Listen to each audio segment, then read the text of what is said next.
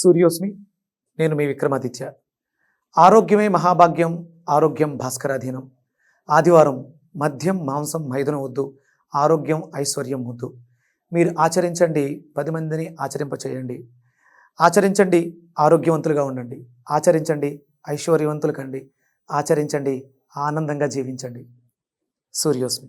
నమస్తే, welcome to our channel. ప్రస్తుతం మనతో సూర్య ఉపాసకులు sun spiritual society founder Vikramaditya గారు ఉన్నారు. వారితో మాట్లాడదాం. సార్ నమస్తే. సార్ సూర్యోస్మి తల్లి. సార్, ఈ మధ్య కాలంలో అందరికీ డైటింగ్ అనేది అంటే చెయ్యాలి, డైటింగ్ ఉండాలి, బట్ ఏదో స్టార్ట్ చేసేయడం, కొన్ని రోజులు చేయడం, వదిలేయడం, మళ్ళా ఫాస్ట్ ఫుడ్ చూడంగానే ఈ ఒక్కరోజేలే అనుకుని తినేయడం. అంటే డేని ఎలా చేసుకుంటారంటే కొన్ని రోజులు ఇలా ఉంటుంది, మళ్ళీ అప్పు వెళ్తుంది, మళ్ళీ కిందకు వస్తారు, అలా అయిపోయింది సార్. ఇది చేసిందంతా ఉట్టినే పోతుంది. మళ్ళీ ఈ మధ్యకాలంలో ఫ్యాషన్ ఏంటంటే రైస్ తినకూడదు, వైట్ రైస్ అందరూ అవాయిడ్ చేసేస్తున్నారు, మిల్లెట్స్లోకి వచ్చేసారు సార్. మిల్లెట్స్ అసలు అద్భుతం అని కొన్ని అడ్వర్టైజ్మెంట్లో కూడా చూడడం జరిగింది. చాలామంది మిల్లెట్స్ తినమని చెప్తున్నారు. నిజంగానంటే నాకు తెలిసి చిన్నప్పటి నుంచి మిల్లెట్స్ ఇప్పుడిప్పుడే వినడం సార్. ఇవన్నీ పేర్లు, జొన్నలు రాగులు అనేది పూర్వకాలం నుంచి విన్నాను, కానీ కొత్త కొత్త పేర్లు అయితే ఈ కీన్వా ఇవన్నీ అయితే నేను ఇప్పుడిప్పుడే వింటున్నాను. సో నిజంగానే రైస్ని అవాయిడ్ చేసి మిల్లెట్స్ తీసుకోవడం వల్ల మనలో అన్నీ రావాల్సిన అన్ని విటమిన్స్ మినరల్స్ అన్నీ అంది బాడీకి. నిజంగానే ఫ్యాట్ లాస్ అవుతారా? అలాగే రియల్గా ఫ్యాట్ లాస్ అవ్వాలంటే పాటించాల్సిన ఫుడ్ రెమెడీస్ చెప్పండి సార్. ఏది పాటిస్తే కొంచెం ఫ్యాట్ లాస్ అవుతారు? ఇప్పుడు నేను ఫ్యాటీగా కనిపిస్తున్నానా? లేదు సార్, మీరు చాలా నార్మల్గా ఉన్నారు. 2 ఏళ్ళు అయిందా మనం ఫస్ట్ స్టార్టింగ్ లో? అవును సార్. 2 ఏళ్ళ గ్యాప్ తర్వాత ఏమైనా పెద్ద చేంజ్ ఉందా? లేదు సార్. ఉదయం నార్మల్గా నాకు కావాల్సినవి తింటాను, మధ్యాహ్నం శుభ్రంగా భోజనం చేస్తాను, ఒక్కొక్కసారి అవసరం అనుకుంటే ఈవినింగ్ కూడా అన్నమే తింటాను. నా చిన్నప్పుడు అయితే నేను 3 పూటల అన్నమే తినేవాడిని. 3 పూటల మేము కూడా సార్, 3 పూటల అన్నమే. అంటే అన్నం వల్ల ప్రమాదం ఏమీ లేదు. అన్నం పరబ్రహ్మస్వరూపం.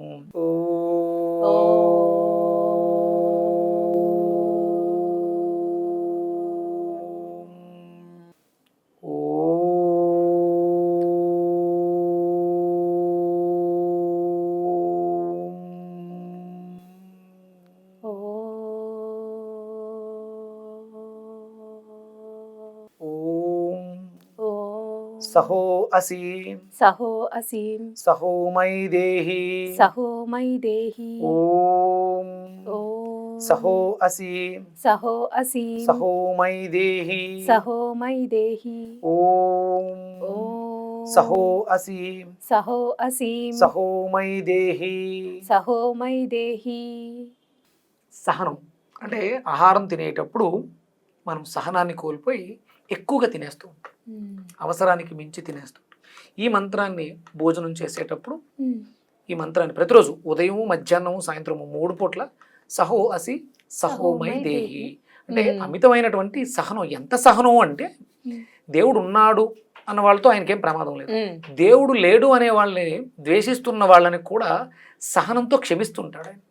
ఆ సహనాన్ని శీతోష్ణ స్థితులు మనం గట్టిగా చలేస్తే తట్టుకోవాలి, గట్టిగా ఎండలు కాస్తే తట్టుకోవడం, గట్టిగా వర్షాలు పడితే ఆ శీతోష్ణ స్థితుల నుంచి కూడా మనకి సహనాన్ని నేర్పిస్తాడు ఆయన. వాటికి అతీతుడుగా ఉన్నాడు, ఆ శక్తి ఆయనలో ఉంది. ఆ శక్తిని మనకి ప్రసాదించడం ద్వారా మనం ఇప్పుడు ఇది అవసరం, ఎంత అవసరం. గట్టిగా కొంతమంది గొడవ జరిగితే గొడవ పెట్టేసుకుని గొడవ అయిపోయిన తర్వాత విపరీతంగా తినేస్తారు ఆ కోపంలో. చాలా మంది డిప్రెషన్ లో కూడా ఫుడ్ ఎక్కువ తీసేసుకుంటారు, చాలా మంది చెప్తారు. వాళ్ళకి ఈ మంత్రం చాలా అద్భుతంగా ఉదయిస్తున్నటువంటి సూర్యుడికి ఎదురకుండా చేతులు అలా చాచి సహో అసి సహో మై దేహి. మనం తిట్టిన ఉమ్మ వేసిన ఏం చేసినా అలా నవ్వుతూ ఉదయిస్తూనే ఉంటాడు. ఆ సహనం ఆయనలో ఉంది, ఆ సహనాన్ని నాకు ప్రసాదించు. ఎంత అద్భుతం సార్ అసలు. అది భోజనం చేస్తున్నప్పుడు ఆ మాట అంటే మనకి ఎంత అవసరం అంతే తీసుకుని ఇంకా చాలు అని చెప్తుంది. ఈ మంత్రాన్ని అందరూ సాధన చేయాలి. మనం కొన్ని వీడియోలో ఈ మధ్య మొదలు పెట్టాం.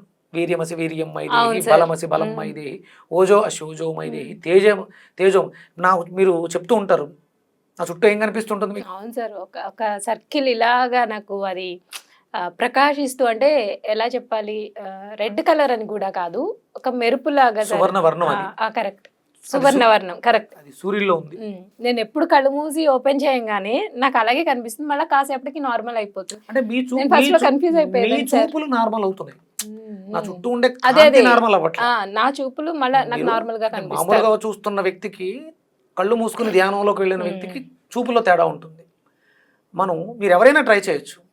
నా వీడియో పెట్టుకుని కళ్ళు మూసుకుని కాసేపు ధ్యానం చేసి తెరిస్తే మీకు తెలుస్తుంది అది. మీరు అంటే నన్ననే కాదు, నా ఎదురుకు ఈ ప్లేస్లో ఎవరు కూర్చున్నా మీకు వాళ్ళ చుట్టూ సంథింగ్ ఏదో కనిపిస్తుంటుంది. పాజిటివ్ దృక్పథంతో ఉండి దైవచింతనతో ఉన్న వాళ్ళ చుట్టూ వర్ణం శ్వేతవర్ణం ఉంటుంది తెల్లగా, అది నెమ్మదిగా గోల్డెన్ లైట్లోకి మారిపోతుంది సాధన బట్టి. నల్లగా ఉందనుకోండి, మీ చుట్టూ ఎదురుగుండా ఉన్న వ్యక్తి చుట్టూ నల్లటి ఉంటే వాళ్ళు లోపల ఏదో పెట్టుకుని పైకి ఏదో మాట్లాడుతున్నారు. మీరు ఎవరినైనా టెస్ట్ చేయొచ్చు. అంటే డివైన్ ఎనర్జీ మనలో ఉన్నప్పుడు మనం చేసే సాధన, ఎస్ నేను మంచి దారిలో వెళ్తున్నాను అన్నప్పుడు నా చుట్టూ ఉండే వచ్చే ఆరా గోల్డెన్ ఆరాగా మారిపోతూ ఉంటుంది. మీ ఆరా నాకు కనిపిస్తూ ఉంటుంది చాలాసార్లు. అందరికీ కనిపిస్తుంది, మీకే కాదు, మీ ఆరా నాకు కనిపిస్తుంది. ప్రతి వ్యక్తి ప్రతి ఆరాని చూడగలుగుతాం. కంటి శక్తి మీరు కాలేజ్ చూపుని పెంచుకోవాలనుకున్నప్పుడు చక్షుర్దేహి, చక్షుర్ అంటే చూపు ఇంకొంచెం బ్రైట్గా మారుతుంది. అంటే ఈ మాంస చక్షువులు చూసేది కేవలం మాంసాన్ని మాత్రమే, అంతకు మించి చూడాలంటే దానికి శక్తి కావాలి. మనోనేత్రం అంటాం కదా, ఇది అడిగితే అది వస్తుంది. సార్ ఇప్పుడు చక్షుర్దేహి అన్నారు కదా, అది నిజంగా డైలీ కళ్ళు మూసుకుని ప్రాక్టీస్ చేస్తే చూపు పెరుగుతుంది? 100% పెరుగుతుంది. అడుగుతున్నాం స్వామిని, ఆయన ఇచ్చిన కళ్ళే కదా, అందరికీ బాగా కనిపిస్తుంది, నాకు ఎందుకు కనిపించట్లేదు అంటే నేను ఏదో పొరపాటు చేశాను. స్వామి ఈ కళ్ళతో చేయకూడని తప్పులేవో చేశాను, చూపు తగ్గిపోతుంది, నాకు ప్రసాదించు అని దేహి అని అర్థిస్తున్నాం. చక్షుర్దేహి, ఓం చక్షుర్దేహి. ఆయన విపరీతమైనటువంటి చూపు కలిగిన వాడు కదా, అక్కడెక్కడో ఉండి చూస్తున్నాడు మనం చేస్తున్నటువంటి పాపపుణ్యాల్ని, అది మనకు కూడా ఇస్తాడు అని అడగడంలో తప్పలేదమ్మా. మరి ఇంత మంచి జ్ఞానాన్ని మనం ఎందుకు సార్ మిస్ అయిపోయి ఈ మాట్లాడితే చిన్న చిన్న అనారోగ్య సమస్యలకే పరిగెట్టేస్తాం డాక్టర్స్ దగ్గరికి? మనల్ని మనం తగ్గించుకోగల శక్తి నిజంగా ఇప్పుడు మీరు చెప్తుంటే నాకు చాలా ఆశ్చర్యంగా ఉంది. మీకు ఆదిశంకరాచార్యుల వారు అంటే శంకరపేట మనకి కంచి కామకోటి పీఠాధిపతి ఫస్ట్ ప్రథమాచారి ఉన్నప్పుడు ఒక ఆయన వెళ్ళారు అక్కడికి. ఇక అంటే ఒక మనిషి తీసుకుని వెళ్ళాడు ఆయన దగ్గరికి. ఏమైంది అని అడిగారు. చూపు పోయింది, ఇక డాక్టర్లు సర్జరీ చేసిన రాదు అన్నారు. అనగానే ఆయన చక్షోపనిషత్తు చదివావా అని అడిగాడట ఆయన పరమాచార్య. అడిగితే లేదు అంటే, ఎక్కడ ఉంది అంటే అది కాశ్మీర్లో ఎక్కడో ఉంది. వెంటనే ఇమీడియట్గా ఆయన అక్కడికి వెళ్ళిపోయి ఆ గ్రంథాన్ని చెప్పించి ఎవరో చదువుతుంటే విన్నాడు. ఆ పూర్తి అవుతుల్లోకి ఈయన చూపు వచ్చేసింది. చక్షోపనిషత్, చక్షుర్దేహి. ఉపనిషత్తుల్లో అంత జ్ఞానం, అద్భుతమైనటువంటి మంత్రశక్తి నిక్షిప్తం చేయబడింది. హృద్రోగం మమ సూర్య హరిమానంచన జనాసనాశయతు అంటారు. అంటే సార్ మన పూర్వీకులు మంత్రాలతో ఇలా హీల్ చేసేవారు అనేవారు, అది ఎంత నిజం? 100% నిజం. అక్కడ నుంచే కదా వేదం నుంచి ఆయుర్వేదం బయటకు వచ్చింది. వేదంలో ఒక భాగం. ఎందుకు పోను పోను వదిలేస్తున్నాం అంటే మనం జ్ఞానవంతులం కదా, సైన్స్ని డెవలప్ చేసుకుంటూ వెళ్ళిపోతున్నాం. మనం సైన్స్ని డెవలప్ చేస్తున్నాం. కళ్ళు బాగాలేదు అంటే కళ్ళ హాస్పిటల్కి వెళ్ళి ఆపరేషన్లు ఏం చేసుకుంటాం. కానీ సైంటిస్ట్లో ఒక శాటిలైట్ వదిలిన తర్వాత దాన్ని మళ్ళీ తిరుపతి వెళ్ళి వెంకటేశ్వర స్వామి దగ్గర వాళ్ళే దండం పెట్టుకొస్తారని మనం న్యూస్లోనే చూస్తాం కదా సార్. అంటే మానవ ప్రయత్నం చేస్తూ భగవంతుడు మిగతా అది నువ్వే చేసి పెట్టు. మరి మనం ఎందుకు అంత అంటే వాళ్ళు సైంటిస్టులు కాబట్టి వాళ్ళకి ఏం తెలియదు. జ్ఞానంతో మన దగ్గర అద్భుతం అంటే సైంటిస్టులకు మించినటువంటి జ్ఞానవంతులం మనం. అంటే వాళ్ళు చేసిన పనులని మనం రెక్టిఫికేషన్ చేస్తాం. నువ్వు చేసింది పొరపాటు అనేంత జ్ఞానం ఉంది మన దగ్గర. అది ఉంది సార్. వాళ్ళ దగ్గర పాపం వాళ్ళ అజ్ఞానంతో చదువుకుని ప్రయోగాలు చేసి పొరపాట్లు చూసే జ్ఞానం చాలా. ఎందుకంటే పూర్తిగా చదువుకున్న వాడికి చెప్పొచ్చు, ఏమి చదువుకోనవాడికి అది మాత్రం. మనం మీరు నేను ఎక్కడ ఉన్నాం అంటే ఇక్కడ ఉన్నాం. వీళ్ళిద్దరికన్నా జ్ఞానవంతులం కాబట్టి మనకు వాళ్ళు ఏమీ చెప్పలేరు. అంటే ఇప్పుడు మీరు అడిగిన దానికి ఒబిసిటీ, బరువు, ఇబ్బంది, ఊబకాయం, ఇవన్నీ అంటే మనం తీసుకునేటువంటి ఆహారం ప్రాంతీయత అనే ఒకటి ఉంటుందమ్మా. మన ప్రాంతంలో సీజన్స్గా తయారయ్యే పదార్థం అంటే ఒక 100 ఏళ్ల క్రితం అంటే ఈ ధాన్యం, రైస్, బియ్యం అనేవి ఎప్పుడు వచ్చినాయి అని ఆలోచించండి. అప్పుడు మరి తిన్నవాళ్ళందరూ ఒబిసిటీతో ఊబకాయంతో బతికారా? లేదు సార్. కాదా? ఉన్నాయి. అంటే ఇవన్నీ ఉన్నాయి కాబట్టి వాటిని మనం మాట్లాడుతున్నాం. అవి ఎవరికి అవసరం? సాఫ్ట్వేర్ జాబ్ చేసేవాడు, కంప్యూటర్ మీద కూర్చునేవాడు, ఏసీ రూమ్లో కూర్చునేవాడు ఈ రాగులు, అరికలు, సామెలు, సజ్జలు ఇవి తింటే వాడు చస్తాడు, వాడికి అరగవు. పొలంలో పనిచేసేవాడు ఈజీగా డైజెస్ట్ అయిపోయేటువంటి ఆహారం తింటే వాడికి సరిపోదు. వీడికి అతివృష్టి, వాడికి అనావృష్టి. చేస్తున్న పనిని దృష్టిలో పెట్టుకుని, సీజన్స్ని దృష్టిలో పెట్టుకుని మనం తీసుకునే ఆహారం ఉండాలి. అందుకని అన్నం పరబ్రహ్మ స్వరూపం. అన్నం అంటే తెల్లగా ఉండే బియ్యాన్ని అన్నం కాదు. భుజించడానికి యోగ్యత ఉన్న ప్రతిదాన్ని అన్నమే అంటారు, బ్రహ్మ పదార్థమే అంటారు. అంటే కొన్ని ఎగ్జాంపుల్ చెప్పండి. అంటే ఇప్పుడు కూర ఏదైనా వండిన దాన్ని అన్నం, ఏదైనా వెజిటబుల్స్ కానీ భుజించడానికి లోపల మాంసాహారం కాదు, మాంసాహారం 100% కాదు. పళ్ళు, ఫ్రూట్స్, దాంతోపాటు స్ప్రౌట్స్, కాయగూరలు, ఇవన్నీ కూడా అన్నం. లోపలికి వెళ్ళి జీవాన్ని పుట్టించేది బ్రహ్మ పదార్థం, జీవాన్ని తయారు చేసేదాన్ని బ్రహ్మ పదార్థం అంటారు. అది అన్నంతో పాటు మనం చాలా రకాల కూరలు, పచ్చళ్ళు ఇవన్నీ ఉంటాయి. అవన్నీ కూడా పరబ్రహ్మ స్వరూపమే. అన్నాన్ని శుభ్రంగా, అంటే మారుతున్న కాలానికి అనుగుణంగా మనం జీవన విధానాన్ని మార్చుకుంటూ మనిషి జీవించడానికి, ఆరోగ్యంగా జీవించడానికి ఇవి పనిచేస్తాయన్నప్పుడు దాన్ని అభివృద్ధి పరిచారు. వాళ్ళు ఎందుకు పక్కన పెట్టారు అంటే మారుతున్న కాలానికి అప్పట్లో శ్రమ ఎక్కువ చేసేవారు. అవునండి. ఒక చోట నుంచి ఒక చోటకి వెళ్ళడానికి ప్రయాణ సాధనాలు లేవు, నడిచి వెళ్ళేవారు. వాళ్ళు అన్నం తింటే గంటలో అరిగిపోతే అంత దూరం మళ్ళీ ఎక్కడ వండుకుంటారు? అందుకని అప్పుడు అవసరం. ఒకసారి తిన్నామంటే మనకు ఒక 10-15 గంటలు సుదీర్ఘ ప్రయాణం చేయకుండా చేయడానికి, ఆకలి వేయకుండా ఉండడానికి, శక్తిని ఇవ్వడానికి, తేలికగా ఎక్కువ సమయం అరగడానికి తీసుకుని ఎక్కువ బలాన్ని ఇవ్వాలని అవి పెట్టుకున్నారు. ఇప్పుడు అవి తింటే సచ్చెడుస్తాం. మరి ఇప్పుడు అందరూ మిల్లెటే కదా సార్ స్టార్ట్ చేశారు, అందరూ చేశారు. వాళ్ళందరూ ఇప్పుడు మిల్లెట్. అంటే స్టార్టింగ్ లో దాని ప్రభావం అధికంగా ఉంది. ఉండే కొద్ది చూసిన తర్వాత చెప్పేవాళ్ళు మేము చెప్తూ ఉన్నాం, వినేవాళ్ళకి అర్థమవుతుంది ఇవి మనకు పడట్లేదు, రుచించట్లేదు. అప్పుడున్నటువంటి పళ్ళ నిర్మాణం వేరు, మనం అది మారుతూ ఉంటాం. స్టార్టింగ్ లో మనిషి యొక్క కింద దవడ ఇక్కడ ఎదురుకుండేది, పళ్ళు ఎదురుకుండేవి. అంటే అప్పుడు మాంసం, అంటే జీవించడానికి ఏదో తినాలి, పీక్కుని తినాలి, తినటం వండుకోవడం తెలియదు. ఆ వెళ్లే కొద్ది ఇది వెనక్కి వెళ్ళిపోయింది. ఆహారపు అలవాట్లు ఎప్పుడైతే మరి ఇది వెనక్కి వెళ్ళింది. మన చేతి వేళ్ళు చాలా పొడుగ్గా ఉండేవంట ప్రారంభంలో. ఎందుకంటే ఈ చెట్టు మీద ఆ చెట్టు మీదకి, ఆ చెట్టు మీద గ్రిప్ ఇవే కదా, అంటే పట్టుకోవడానికి అనుకూలంగా పొడుగ్గా ఉండేవి. వాడకం తగ్గింది కాబట్టి చిన్నగా అయింది. ఇవన్నీ కూడా జీవ పరిణామ క్రియలో మార్పులు జరుగుతున్నాయి. మనం పూర్వ పద్ధతులకు వెళ్దాం అంటే ఆ జీర్ణ వ్యవస్థ మనలో లేదు. ఇప్పుడు మామూలుగా తింటేనే అన్నం అరగట్లేదు, ఇప్పుడు ఇవన్నీ తింటే ఎక్కడ అరుగుతుంది? పోనీ దానికి తగ్గట్టు మనం ఏమైనా శ్రమ చేస్తామా? చేసే ఎక్సర్సైజ్ కూడా చేయండి సార్, టైం లేదు. అందుకని ఏంటంటే అవి అవసరం. ఎంత అవసరం అంటే ఆయా పనులు చేసే వాళ్ళకి అవసరం. అవి అందరూ తినకూడదు. మనకు తేలికగా జీర్ణం అయ్యే పదార్థాలు తీసుకోవాలి. వండిన పదార్థాలు చాలా తక్కువగా తీసుకోవాలి. ఇప్పుడు సార్ ఒబేసిటీ తగ్గాలి, ఎవరైనా ఉన్న వెయిట్ కన్నా కొంచెం తక్కువ, వాళ్ళకి ఒక ఫుడ్ చెప్పండి సార్. మంచి డైట్ ఏంటి అంటే పొద్దుటే ఏదైనా ఒక మంచి వెజిటబుల్ జ్యూస్, ఒక 250 ml జ్యూస్ ఉండాలి. ఇది మన శరీరం ద్రవమయ శరీరం, గుర్తుపెట్టుకోండి. పూర్తిగా 75% ద్రవంతో ఉంటుంది. అది రక్తం కావచ్చు, నీరు కావచ్చు, ఏదైనా కావచ్చు. ఇది ద్రవమయ శరీరం. దీని తర్వాత ప్రాణమయ శరీరం ఉంటుంది. దానికి బ్రీత్ అవసరం, ప్రాణాయామం. అంటే అష్టాంగ యోగంలో ఇవన్నీ వస్తాయి.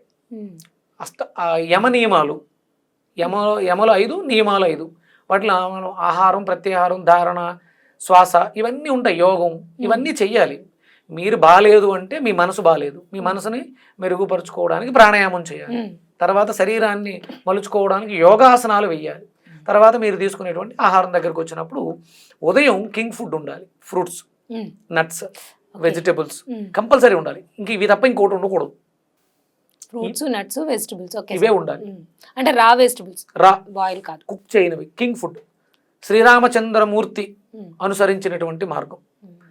స్ప్రౌట్స్ ఉండొచ్చు, స్ప్రౌట్స్ కూడా ఉండొచ్చు. ఇవే ఉండాలి, ఇంకేం ఉండకూడదు.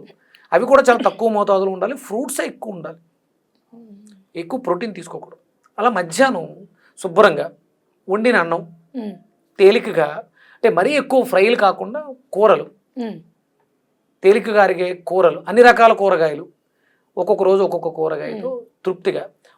ఏదైనా ఒక రోటి పచ్చడి కంపల్సరీ పెట్టుకోండి. టమాటా పచ్చడు, కొబ్బరి పచ్చడు, దోసకాయ పచ్చడు, బీరకాయ పచ్చడు. మిక్సీలో వేసుకోవచ్చు, ఓకే, తప్పదు, వేసుకోవచ్చు. ఎందుకంటే రోట్లు అంటే ఇప్పుడు ఎక్కడ సార్, రోటి పచ్చడి అంటే దానికి ఉన్న పేరు రోటి పచ్చడి. పచ్చడి రుచిగా ఉంటుంది, అంటే ఫ్రెష్ గా చేసుకోవాలి. అప్పుడు నిలవ పచ్చడి కాకుండా, నిలవ పచ్చళ్ళు కూడా వాడొచ్చు, వాడుకోవచ్చు, తప్పేమీ లేదు.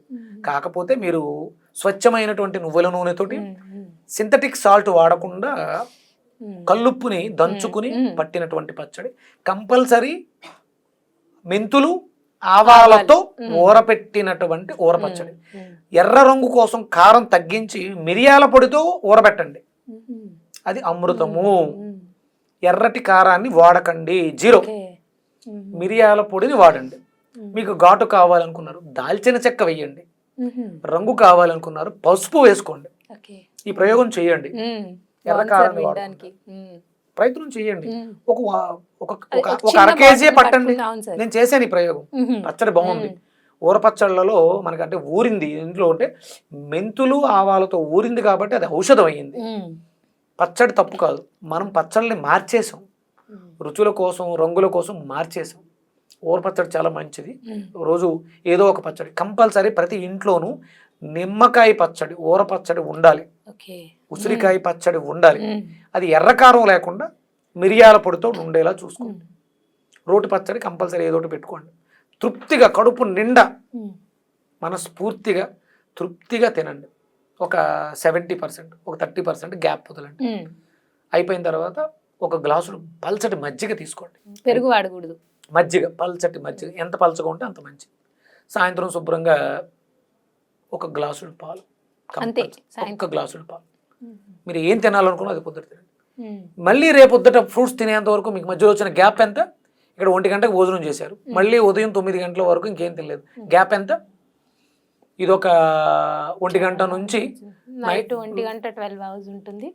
అక్కడ నుంచి 5 అవర్స్ అంటే ఇంటర్మీడియట్ ఫాస్టింగ్ అని పెట్టుకున్నారు కదా, 16 అవర్స్ ఎగ్జాక్ట్ గా. విత్ ఇన్ 1 మంత్ మీ జీవితాల్లో అద్భుతమైన మార్పు వస్తుంది. ఇప్పుడు ఈ పాలల్లో బెల్లం వేసుకోవాలా? ఇంకేమి ఇలాచి పౌడర్ అవి ఫ్లేవర్స్ వేసుకోవచ్చు. మీరు వాడకూడదని చెప్పే ఎర్రకారం పచ్చళ్ళలో వాడకూడదు, సింథటిక్ సాల్ట్స్ వాడకూడదు, న్యాచురల్ గా చేసుకోండి. అద్భుతమైనటువంటి ఆరోగ్యం మీ సొంతం, ఇది నా గ్యారంటీ. బాగుంది సార్, నిజంగా ఇలా చేయగలిగితే నిజంగానే బాగుంటుంది. ఈ ఒబెసిటీ ప్రాబ్లమ్స్ కానీ లేకపోతే హెల్త్ ప్రాబ్లమ్స్ కానీ ఏమీ లేకుండా. అంతే తప్ప ఏదో అంటే మాకేవో కొత్తవి చాలా రకాలు దొరుకుతుంటే అవి చెప్పేస్తుంటాం మేము యూట్యూబ్ లో. కొత్తగా వచ్చిన కివీ ఫ్రూట్స్ గురించి, డ్రాగన్ ఫ్రూట్స్ బ్రోకలీ అవి ఇవి తెగ చాలా చెప్పేస్తూ వచ్చేస్తున్నాయి ఉంటాం. సార్. అవును. దయచేసి మేము చెప్పేవన్నిటిని వినండి, వాటి మీద కొంచెం రీసెర్చ్ చేసుకోండి, మీకు కూడా మీ బుర్రను పెట్టండి. ఎవరో చెప్పింది కాకుండా అసలు ఏంటి అనేది పరిస్థితులకు అనుకూలంగా, వాతావరణానికి అనుకూలంగా ప్రకృతి మనకి ఇస్తుంది. అందరికీ అన్ని రకాల వాతావరణాలు ఒకేలా ఉండవు. నేను హైదరాబాద్ లో ఉన్నప్పుడు నా లైఫ్ స్టైల్ ఒకలా ఉంటుంది, అనపర్తి వెళ్ళినప్పుడు ఒకలా ఉంటుంది. ఇక్కడ ఉన్నట్టు అక్కడ ఉంటానంటే కుదరదు, అక్కడ ఉన్నట్టు ఇక్కడ ఉంటానంటే కుదరదు. ప్రాంతాలకు తగ్గట్టుగా మారుతుంటుంది. మన పండే పంటలు కూడా ఏ ప్రాంతాల్లో గోధుమలు చాలా మంచివి, ఎక్కడ నార్త్ ఇండియాలో, హైదరాబాద్లో కాదు. గోధుమలు ఇక్కడ పండవు. ఎందుకు పండవు? రాగులు, అరికలు, సామెలు ఇవన్నీ మంచివే, ఎక్కడ పండుతాయి? కొండ ప్రాంతాల్లో పండుతాయి. ఎవరికి? కొండ ప్రాంతాల్లో నివసించే వాళ్ళకి వాటికి నీరు ఎక్కువ అక్కర్లా. వాళ్ళు కొండలు ఎక్కి దిగుతూ ఉంటారు, ఎక్కువ వేటలు అవి తిరుగుతూ చాలా దూరాలు తిరుగుతూ, వాళ్ళకి అవసరమై అదే అక్కడ పండుద్ది, మనకు పండవు. రైట్. కానీ మీరు చెప్పింది కూడా చాలా సింపుల్ డైట్ సార్. ఏదో చాలా ఇప్పుడు చాలా మంది డైటింగ్ అని పొద్దున్నే అసలు నానా రకాలు తినకూడదని ఎక్కువ తింటారు. ఇంకా నేను ఇప్పుడు డైటింగ్ అని చెప్తారు కదా, నేను వింటాను కదా, ఇంకా ఎక్కువ అంటే ఏంటంటే రైస్ స్కిప్ చేసాం కదా, అందుకని అమ్మో ఇది తినకపోతే బ్రంచ్లో ఇంత పెట్టుకుని తిన్నాము, ఇన్ని ప్రోటీన్ ఉండాలి కదా, ఎగ్స్ తిన్నాము, లేకపోతే బాయిల్డ్ చికెన్, మాంసాహారం తింటున్నారా, డజన్లు గుడ్లు తింటున్నారా, సంకనాకిపోతారమ్మా. అదే సార్, తినకూడదు. మీకు WHO అనౌన్స్ చేసింది వెజిటేరియన్ కి నాన్ వెజిటేరియన్ కి ఉన్నటువంటి వ్యత్యాసం. ఒబిసిటీ మీద చాలా రీసెర్చ్ చేసింది. మెడిసిన్స్ పనిచేయకపోవడానికి రీజన్, మెడిసిన్స్ డోస్ పెంచడానికి రీజన్, సో కాల్డ్ చాలా మంది ప్రమోషన్ 10 గుడ్లు తినండి, 20 గుడ్లు తినండి, ప్రోటీన్ ఫుడ్ తినండి, తెగ చేసేస్తున్నారు, సంకన నాకించేస్తున్నారు. సాత్విక ఆహారం మీరు చేస్తున్నటువంటి పని, మీరు బార్డర్స్ లో లేరు, మీరు సైనిక గుర్తులో లేరు, మీరు శ్రమ చేయట్లేదు, మీరు గుడ్లు ఎక్కువ తిన్నా మాంసం తిన్నా పోతారు, నో డౌట్. మీకు ప్రోటీన్ 30% అవసరం, అది మనం తీసుకునే పప్పుల్లో ఉంటుంది, సరిపోతుంది, అది మనకి సరిపోతుంది. మన శరీరం తయారు చేసుకుంటుంది. మీరు దానికి కావాల్సిన ఎంజైమ్స్ ఇవ్వండి. మాంసాహారాన్ని పూర్తిగా విడిచిపెట్టండి, శుభ్రంగా కడుపు నిండా తృప్తిగా పంచభక్ష పరమాన్నముతో కలిపినటువంటి భోజనాన్ని చాలా సమస్యలు ఎదుర్కొంటున్నారు. నిజంగా పాటిస్తే జీవితం బాగుంటుంది కదా ఎవరికైనా. సో నిజంగా చాలా సింపుల్ డైట్ చెప్పారు సార్, నాకైతే భలే నచ్చేసింది. సో ధన్యవాదాలండి. Thank you.